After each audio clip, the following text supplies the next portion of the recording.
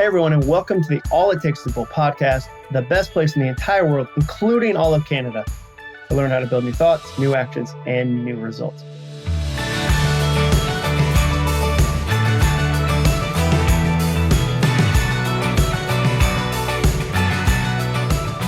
I'm your host, Jon Acuff, and today I'm joined by Ellie Acuff. Who's that? Well, I feel like the last name should be somewhat of a clue, but Ellie, which stands for Laura Elizabeth. My wife's mom is named Laura. My mom's named Elizabeth. Our oldest daughter, Ellie, is 18 years old. She heads to college this fall, and she recently had a shadow day, a senior shadow day, where you were supposed to, it feels like, from what I understood, shadow one of your heroes, maybe your greatest hero, somebody you wanted to be like when you grew up. And she picked me, which is, if anything, a sign of my parenting. What an amazing parent I must be. But she shadowed me, and I thought we should totally record a podcast together. We recently wrote a book together that comes out this fall. So I thought it'd be fun to have a conversation with Ellie Acuff to get her perspective on being a teenager. She's going to ask me a bunch of questions that fit with Senior Shadow Day about my job and what I do and the way I approach goals. So I thought it'd be a really fun conversation. But first, let's hear a quick word from today's sponsor of the episode. You've heard me say it before. Goals are not easy, but they are simple. Personal goals are hard enough, but if you're leading a team, that's even harder. Good luck keeping everyone on track and focused. Did you know that 92% of people don't achieve their goals? 92%, according to our University of Scranton study. That means only 8% of people actually finish what they start. The good news, there's some hope, and I'm excited to share it with you today. You've got to check out Leader. It's the first ever people development software that helps you and your team set clear goals and track progress over time. It's called Leader, L-E-A-D-R. With Leader, you can simplify goals for your team. You can add collaborators across the organization. You can include clear action items and updates throughout the week, all in one easy-to-use platform. Imagine what your team could accomplish if every employee was engaged and growing with clear goals and consistent development at every level. Contact Leader to set up a custom demo for your team today at leadr.com. That's leadr.com. More than 600 organizations are already using Leader to track goals and develop their teams. And use promo code ACUFF, that's ACUFF, for 20% off when you book a demo at leader.com. All right, let's jump right into my interview with Ellie Acuff.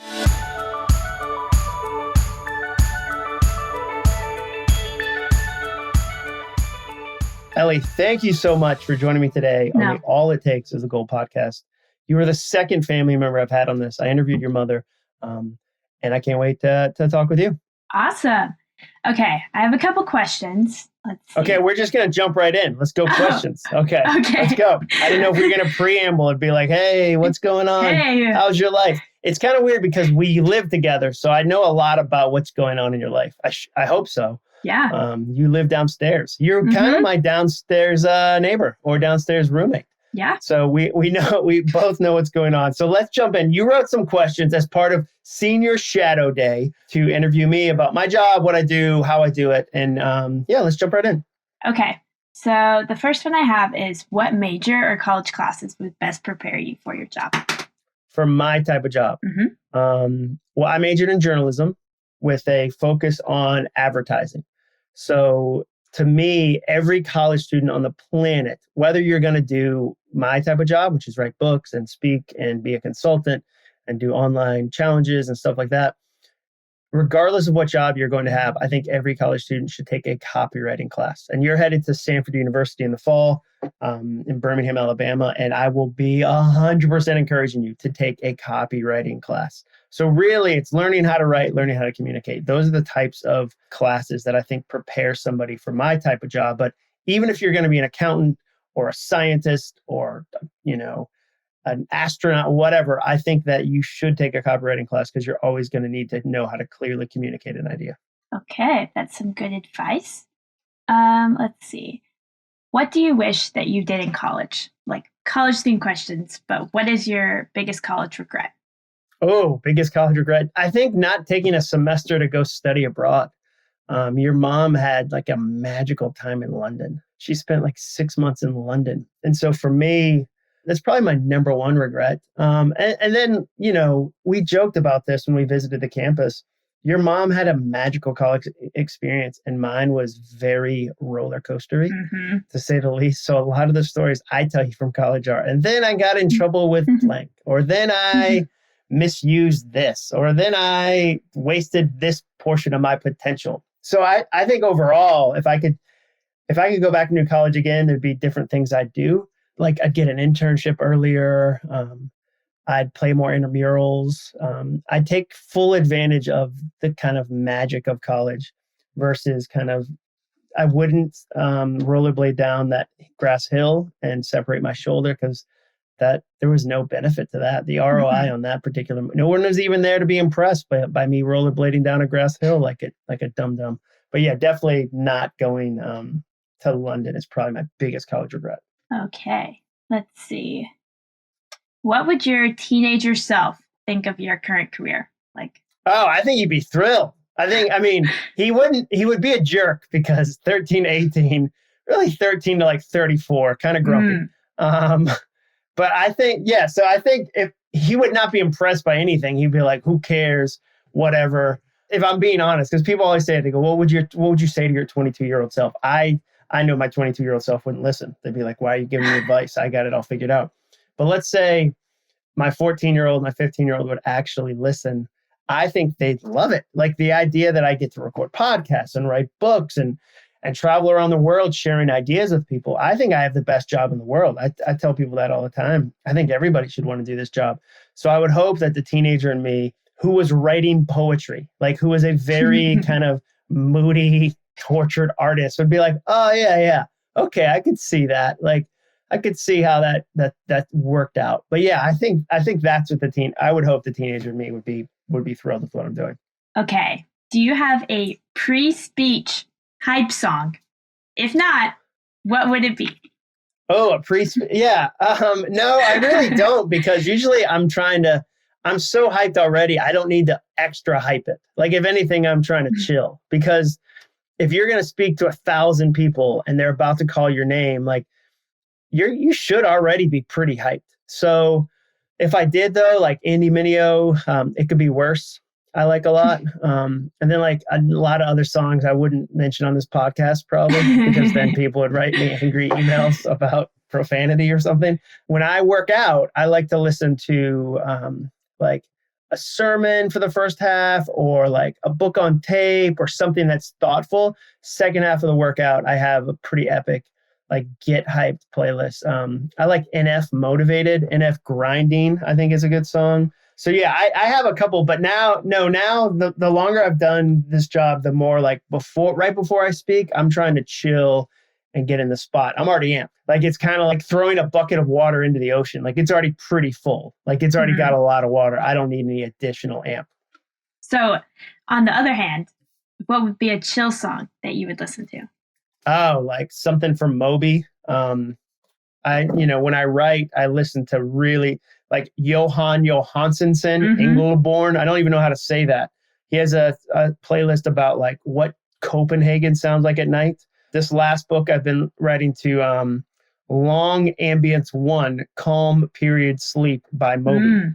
And so like intriguing. No words, real chill. Sigur Rofs, because they're Icelandic, so you don't know what they're saying anyway.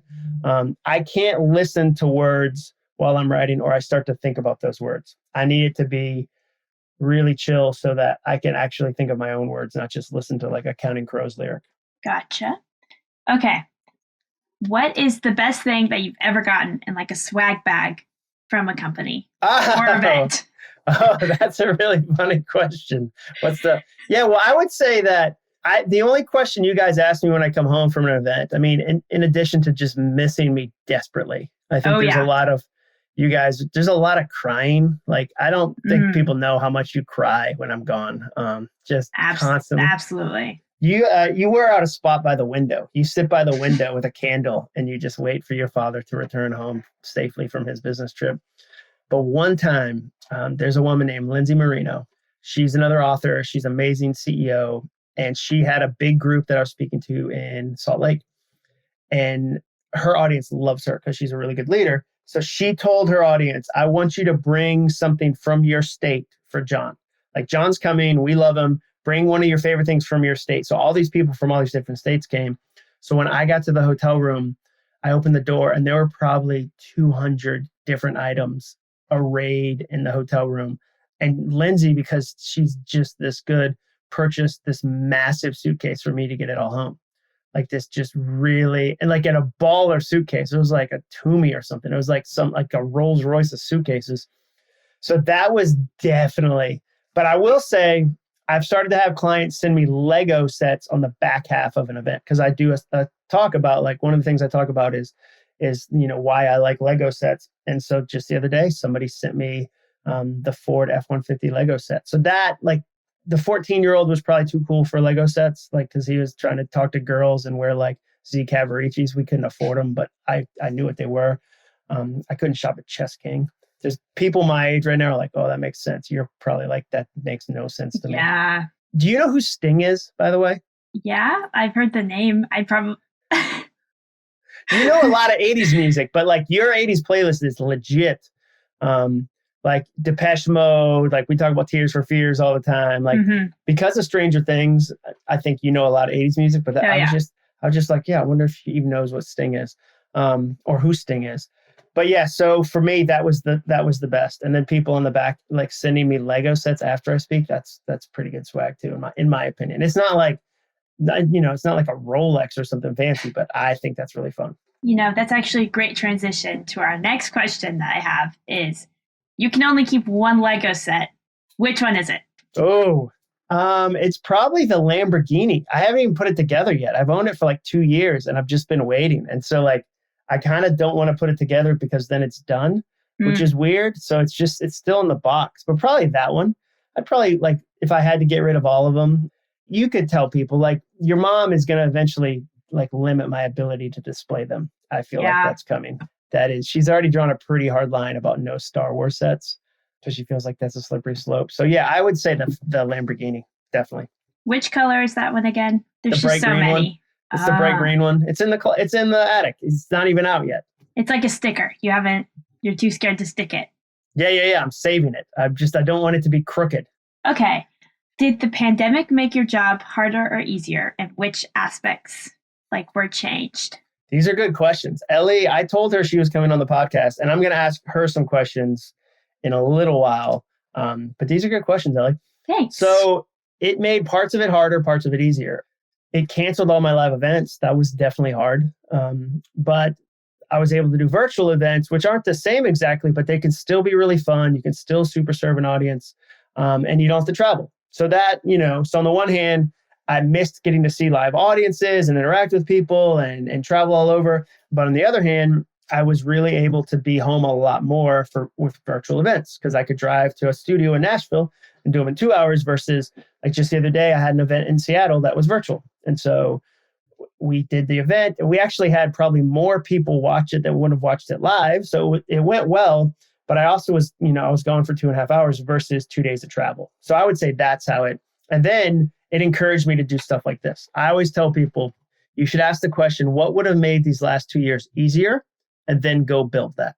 So what I mean by that is, like, when I asked that question, if I had a podcast at the start of the pandemic, it would have made things easier, because I would have had other ways to share ideas with people. I would have had a chance to build an additional audience, maybe even some income, but I didn't have that. So what did I do? I didn't mope about it and go, oh, I wish I'd started 5 years ago. I went and built a podcast, and 2 years later, I'm glad I did. So that's a question I encourage people to ask is, what would have made the last 2 years easier? And somebody might say, having more friends.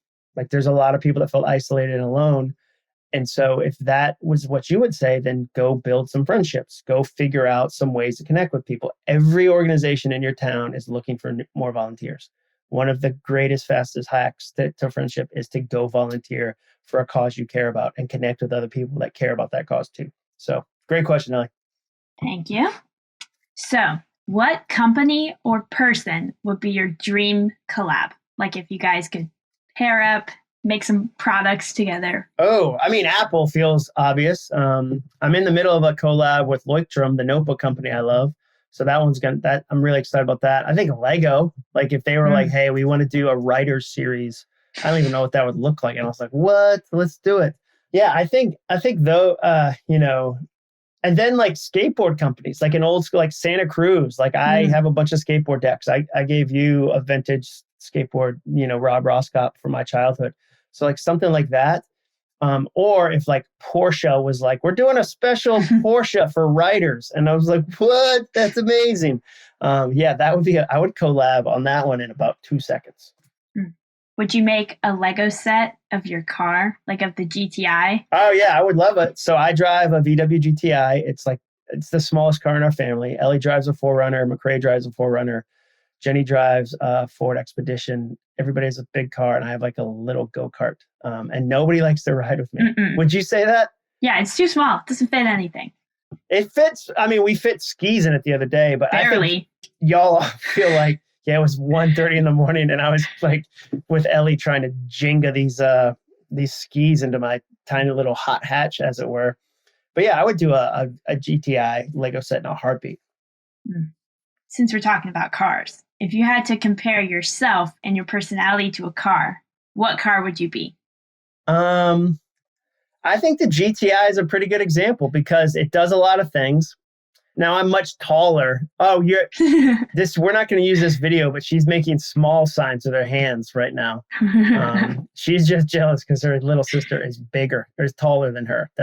She's gotten over it a little bit, but it's still a sore subject in our house. She's taller than you too. So welcome to the club. Oh, wow. Didn't wait on that. I mean, it's interesting. A lot of guests wouldn't have said that, but I guess since you live downstairs, you're willing to make a jab, as it were. I would say a GTI because they're fun, they're energetic, they can do a lot of stuff. Like it's like a Swiss Army knife. Mine is bright red, so like colorful to a degree, but also not super fancy. Like I'm not super fancy. I would wear a black sweater and jeans every day because that's like the uniform. So they're fun, they're fast, but they're simple too. I think that says what I feel like. Okay, I have another job question. So if you had to make a pie chart of your job, you know what a pie chart is. Yeah, I'm familiar with a pie chart. Did you ask that because you're like, maybe his generation doesn't understand pie charts? Maybe. Like TikTok is very confusing. Yo, Ellie, let me pause for a second.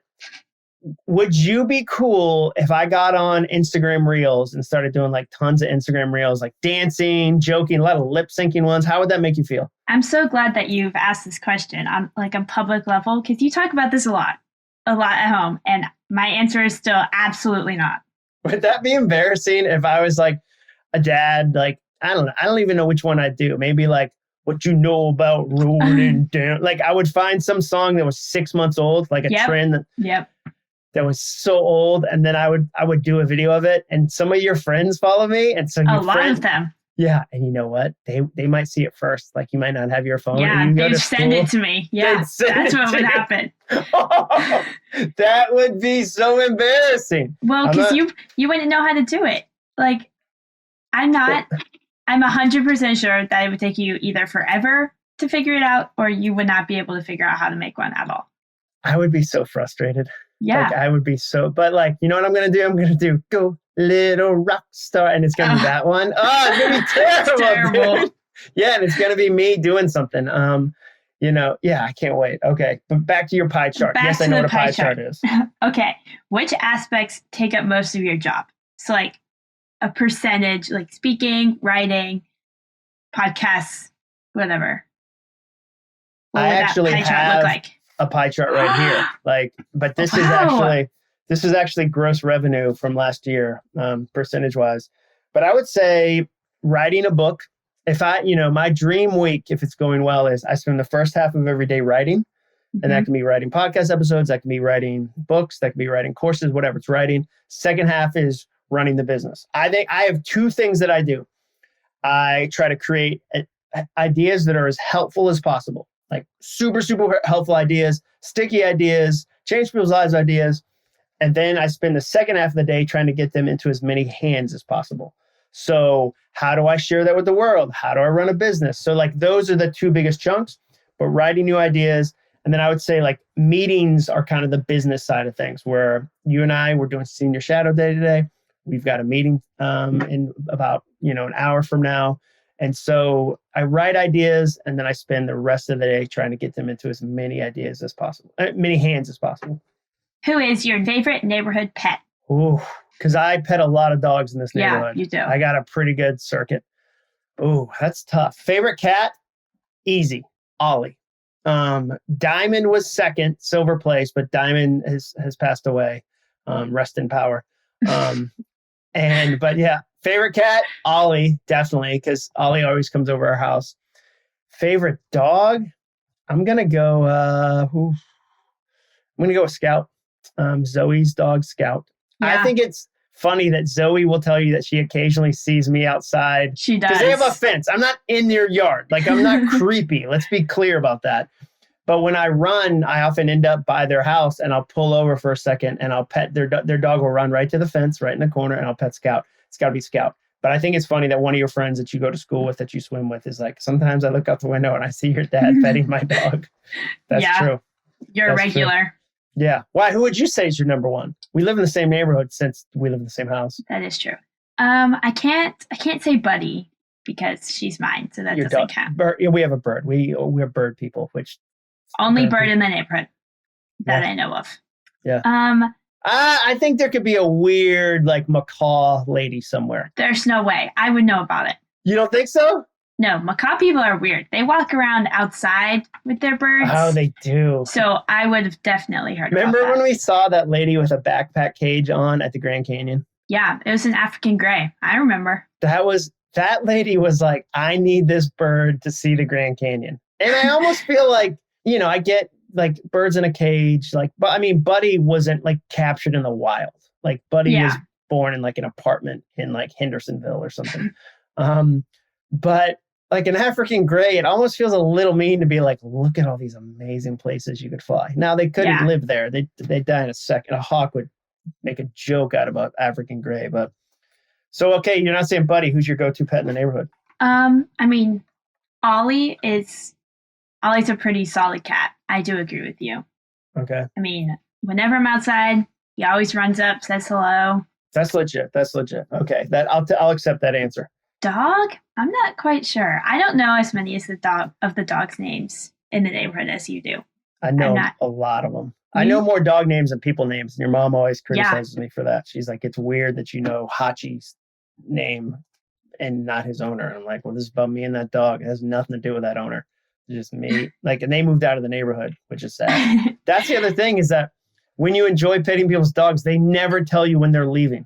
Like, they never go like, hey, because they don't know you exist usually. So they'll never like, hey, by the way, Huckleberry, the King Charles, is moving. So I hope that's okay. They just move on their own. All right. I like that dog. Well, it's more of a memory that I like. When you went up to that lady when we were walking and her dog's name was Bingo, and you said hi to the dog and didn't know the lady's name. Yeah, her name. I learned it later, but I knew Bingo's name for like a solid year. I eventually learned her name is Kay. So now I say, hello, Bingo and Kay. Yeah, that's so true. But if people had dog names, they'd be easier to remember. Like that's, in a way, that's not on me. Like Bingo, if I knew a person named Bingo, like we would never forget Bingo's name. We'd be like, oh, this is my neighbor Bingo. Where like, if your name is like Patricia, that's not anywhere near as interesting as if your name is Journey, name of another dog on our street. And so many dogs here are named Nash, but that, we live in Nashville and it's a popular name. Okay, let's see if I have any more questions. I have some for you if you want me to jump into those. Let's jump transition to that. Okay, Ellie, do you think, now there's a lot of people listening to this who have kids, whether they have like a 4-year-old, they might have a 15-year-old. Do you think it's harder to be a kid now than it used to be, or easier? That's a great question. I think there's different parts of it that are easier. Like it's easier to connect with people. Like I know in your day and age, you'd have to call someone and be like, hey, you want to go do this, hang out? And like if they weren't home, like how do you reach them? You didn't. There were whole chunks of life where people were just not available. Exactly. So whenever I want to see my friends, I can just either text them or call them and be like, hey, you want to go do this? And I can get a hold of them most of the time. But then on the flip side, sometimes that's a bad thing because you see all these people hanging out without you. Oh, or yeah. So stuff like that. Like geo-tracking on like Snapchat? Oh, yeah. I don't have Snapchat, but I have, sometimes I'll be with friends and they'll just be like looking at who's hanging out, like who's together. Yeah, that's not good for the heart. No. Because you never go, I'm so glad they're spending some time away from me. You end up saying, why was I invited? Exactly. Yeah, that's challenging. What else is easier? What else is harder? One thing that's easier, I think it's easier for school. One thing that is a lot different now is that you can see your grades at all times. Like I remember mom saying something like, you didn't know your grade in the class until you got your report card. Yeah, so you have an instant update constantly. Yeah, I could pull it up right now and see exactly what all my grades are. Yeah, you're right. That's why the report card was a big deal. Like when you had a sense if you're failing or not, but you didn't know, is it going to be a B? Is it going to be an A? So I could see that. I could see that being easier. If you were able to say, again, the podcast is all it takes is a goal. So I talk about goals a lot. So what's a way to encourage a kid to have goals? So I think it's tempting as parents to be like, you got to do more goals. You got to, and kind of sometimes we try to put our goals on your life versus letting you have your own goals. So if you could talk to parents and go, hey, here's how to encourage a kid to have goals. Okay.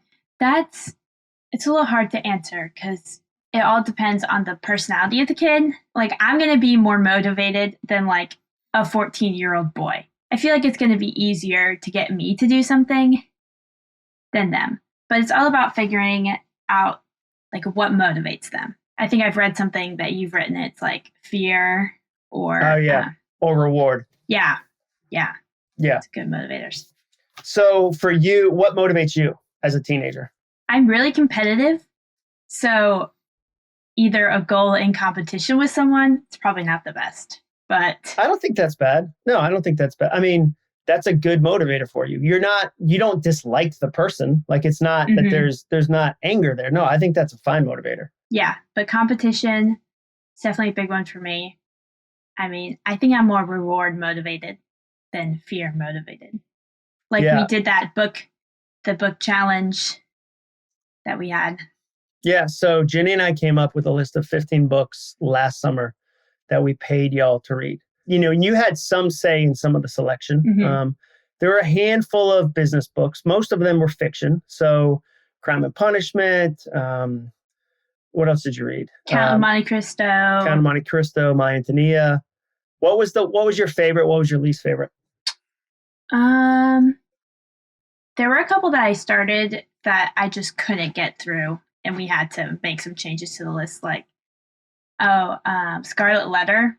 It's just such a hard read. Also, the book that we bought was definitely like $1 on Amazon, and it was the format of like an 8x11 sheet of paper. Yeah, we bought it. We bought some because some of these books are out of copyright now. So like anyone who wants to print them can print them. And so you go on Amazon and it'll be like, this came from Bill's bookstore. And you're like, Bill is terrible printing books. Exactly. And that's what happened. It was like, it was 8.5 by 11. So you quit that one. 1984, I think you liked. I liked that one. I liked Count of Monte Cristo, even though it was super long. I liked Of Mice and Men. That was a good one. Yeah, you like that one. So with that, we motivated you. Number one, there was a list, so you could check them off. That's always motivational. We also paid you, which I think helped. And when she says fear and reward, it's often consequence and reward. Another way they say it is approach and avoidance. There's approach goals. If I do these 3 things, I approach this reward. Ellie did that. If I finish these books, I get this money. And then there's avoidance, which is if I do these 3 things, I avoid a negative situation. And sometimes it can be as simple as I've got an accountability partner who's asking me questions and I don't want to disappoint them. So I do the work so that I can say, hey, I did the work, and I avoid that little pain of disappointing them. Ellie, what do you think parents don't know about being a modern teenager? Like what's something that you're like, I think I think parents assume it's this, but it's actually this. Or this is a challenge. This other thing's not a challenge. What don't we get right about teenagers as parents? That's a hard question. Let's see. Definitely probably more on the social media side. I don't think they realize how nuanced it is. Ah, wow. Nuanced. Yeah. Look at you.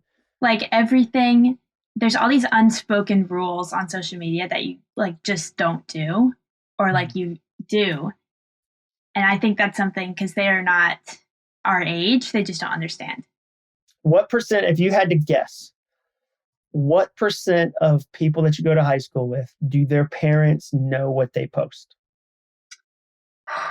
There are some people that I feel like post stuff that their parents definitely don't know. I would say probably not very many, maybe 10%. Only 10% of parents aren't dialed in? Yeah, I mean, the people that I follow, I would say only 10%. I'm like, wow, if my parents saw what I was posting on there, then yeah, we'd have a conversation. Yes. Yeah.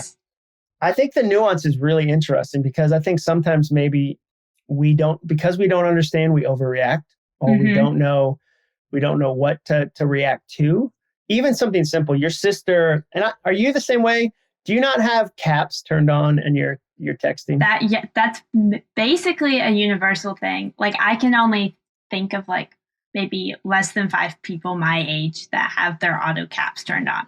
Why? What is your generation's problem with auto caps? I don't know. It's something that everyone has always done. Like I can list off the people in my phone who use capital letters. That's so, because every time, like there's occasionally times where I have to text something from you to somebody else, like a teacher, or explain something where I have to jump in to help with something. And I'm like, there's no punctuation. There's no, what frustrates you about like the perception of some of your generation? Like, do you feel like you get overlabeled? Like, oh, you always joke, like if I'm on my phone and you come downstairs, you go, oh, screenager. You always call me a screenager. Do you feel like you guys get mislabeled as you're always on your phone, you're lazy, you're entitled? Like, what are the negative things that you're like, that's not fair, we're not like that, we're, Now, since I'm in that generation, I feel like I'm not hearing as much from other generations. For example, like I see stuff about millennials all the time. But you're not a millennial. I'm not a millennial, I'm Gen Z. So I don't see much, I guess, flack on Gen Z. But I guess some people would say we are on our phones a lot. And I agree. But I also think everyone's on their phones a lot. It's not just teenagers. Which is why you call me a screenager if you come downstairs and see that I'm on my phone. I use screenager all the time. Like ironically, like it's so funny. That's so funny. That is, yeah, you call me out on that constantly. So I'm curious, what do you think when you think about the future? You're 18, you're headed to college. What are the things you're excited about? What are the things that you go, you know what, this part of the world, like, are there things you're excited about? Are there things you're nervous about? Your generation as you kind of head out into the next phase of life. I'm really excited to start college. I have a couple friends there already. And what I've seen is that, yeah, you're doing school. It's different than high school. But something that's fun about living on campus with a bunch of people is that like you can just have sleepovers, like whenever you want. Yeah. Like I called my friend last night and it was like 9, 10 o'clock. And she's just hanging out with her friends before she went to bed. She didn't ask anybody either. She just She just walked down the hall. So some things like that, it's a completely different community. It's like being at camp all the time.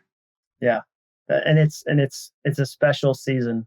Who do you think's more likely to cry when we drop you out of college, me or your mom? Oh, you. Did you want to think about your answer a little longer? No, I didn't. Me and my friend. So my friend is going to college with me, and our parents are probably going to drop off us together. And I think you and her dad, you're going to be riding in the car, just trying to keep it together. Do you think I'll make a playlist for the ride down? Like some collection of super like dust in the wind? Like, super moody. You are you can be kind of moody.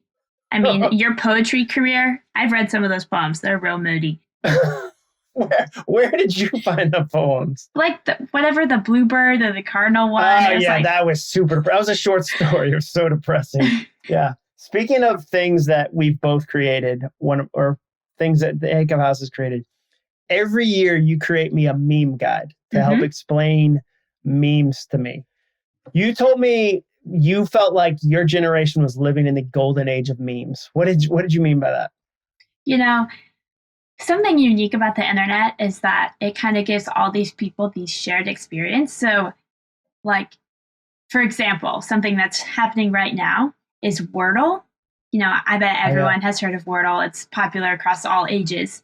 But what's nice about it is that it's only one word and it's the same every day. So I'll go on TikTok and sometimes I'll see people posting about that word of the day, and everyone who's played it understands it. So that is a good thing about the internet. It gives everyone this kind of, like solidarity and experience. For example, everyone my age thinks that the day everything started to end for COVID was March 13th. So like that's just a day that's socially acceptable as when it felt different. That's the end date you guys speak about. Yeah. And like people make memes about like March 13th or whatever. So that's really the golden age of memes. Is that you're all in it together, that there's lots of ways to create really amazing stuff, which feels like, it kind of sounds like you're trying to talk me into doing Instagram Reels. Like, they'd be fire. See what I use fire in a way that, is that old? Well, okay. No, I use fire. Okay, what are some old things that we shouldn't say? Parents, like this is your chance. You've got a massive podcast. Your dad is very successful. This podcast is so like people in other countries like Canada listen to it. Oh. So if you have a big microphone to tell parents like, hey, please stop using these phrases, what phrases should parents retire? Some things that our generation kind of doesn't like is the laughing, crying emoji. You know that one. Oh, like if on a text, like if you say something to me? Yeah, it's kind of been pushed out by teenagers. And so really only millennials and your age use it. Millennials. I think you said anyone not your age is considered like a millennial or older. Yeah. You're like, yeah, that's so millennial. That's what's funny is I think millennials don't know yet that like younger generations see them and are like, man, y'all are old fashioned. What you're doing. Yeah, they're getting old. They still think they're teenagers, but they are getting old. So just the crying emoji. What about words like lit, savage? Oh yeah, those. Any word from like really before 2017, like get on fleek. Oh yeah, I don't say that one. Yeah, lit. I don't really think there's. I don't say lit. All I say is dude. I say dude a lot. That's fine. But that feels like it's beyond age. Like that's from like it's timeless. 50s. Yeah, exactly. It's timeless. That is so true. Okay, well, I'll make sure that listeners retire those. So we wrote a book together recently about, it's essentially soundtracks for teenagers. So Soundtracks is this book I wrote about overthinking, and we realized so many teenagers have soundtracks that are broken that if they listen to new ones would change their mindset. What do you think are some of the broken soundtracks teenagers struggle with? Let's see. Some would be about like everyone else is hanging out without me or having a better time, or like something from social media definitely is that everyone's life is more fun than mine. Because Instagram is very curated. Like I know people in circles who will do an event just so that they can take pictures and show that they did it. But they didn't really enjoy the event. Well, yeah, like school dances, that kind of thing. Yeah. So it's less about the actual event and more about the image. Mm-hmm. So something that people might think is, wow, my life is not that fun. Yeah. Yeah. So everybody else is having more fun than me. Everybody else is all together. I'm the only one that doesn't have a car, or I'm the only one that doesn't have the latest phone. So those are the kind of soundtracks you think teenagers have? Yeah. And then stuff like, I'm never going to be able to do well in college, or like, I wish I had done this differently to get into college, or like, I wish I had chosen where I wanted to go earlier. Like, I have some friends who have like several different college options and are kind of stuck in this. They have too many options. They feel stressed about that. Yes. Yeah, that makes sense. That makes sense. Well, only one more question, and then I'll let you go. You're downstairs, I'm upstairs because I only own one microphone. You're actually upstairs too. You're in our closet. Yep. Is it hard having a dad this famous? Like, do you ever find that? Is that a burden for you? I mean, I don't know. Does it feel stressful? You know, I really thought you were going to ask something along these lines, either so famous or so funny. I was in between those two, but you thought I would ask that? Yeah. Well, somebody the other day did say to you, "Is your dad always this funny?" And you said he is, and he constantly tells me that.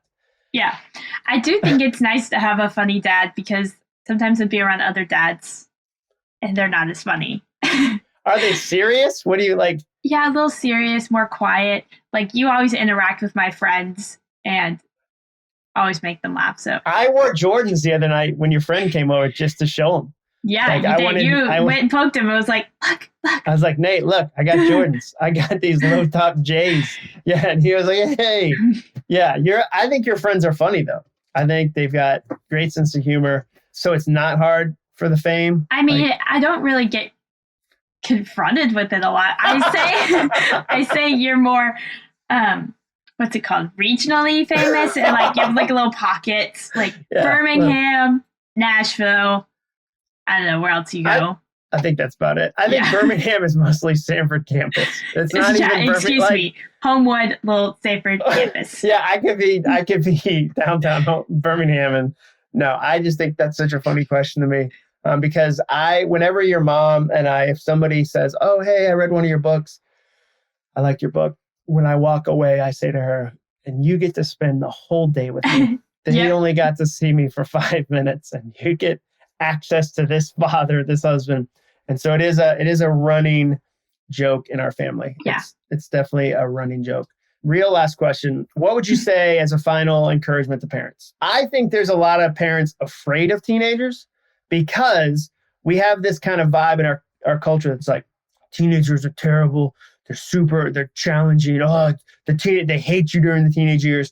So what would you say to parents as a final encouragement about raising a teenager? I think it's good to treat teenagers like they're adults. So with like they're little small adults that are learning how to grow up in the world.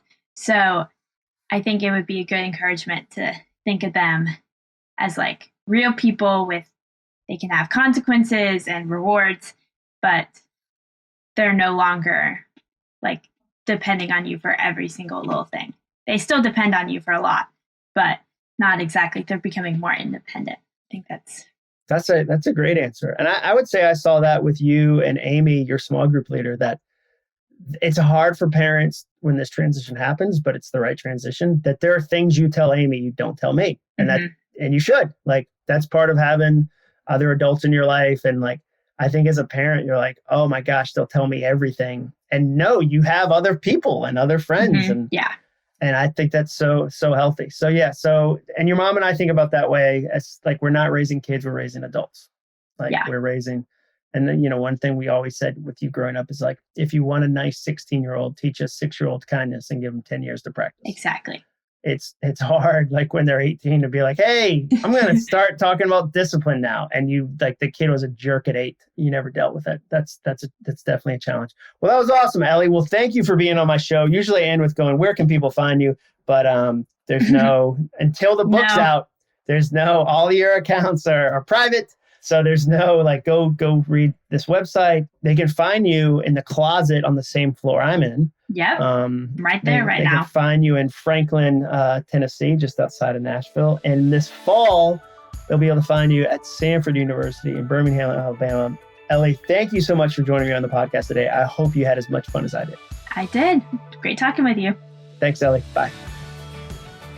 All right. Thank you so much for listening to my interview today with Ellie. We'll put any links or anything like that in the show notes. as always. And thank you for reviewing my podcast. We hit our goal of over 1,000 reviews on Apple. That is so fantastic. Thank you for doing that. When you've got a podcast that's in the first year or so, it's always helpful to have lots of reviews, and you guys are crushing those. So thank you for taking the time to write those. Please make sure you subscribe or follow or whatever it is the kids are saying these days, and please write a review. Don't forget, visit www.leader.com to set up a custom demo for your team today and discover why more than 600 organizations are already using Leader to track goals and develop their team. Use promo code Acuff to take 20% off. See you next week, and remember, all it takes is a goal.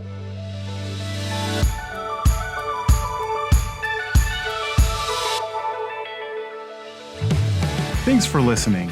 To learn more about the All It Takes Is a Goal podcast and to get access to today's show notes and exclusive content from Jon Acuff, visit acuff.me/podcast. Thanks again for joining us.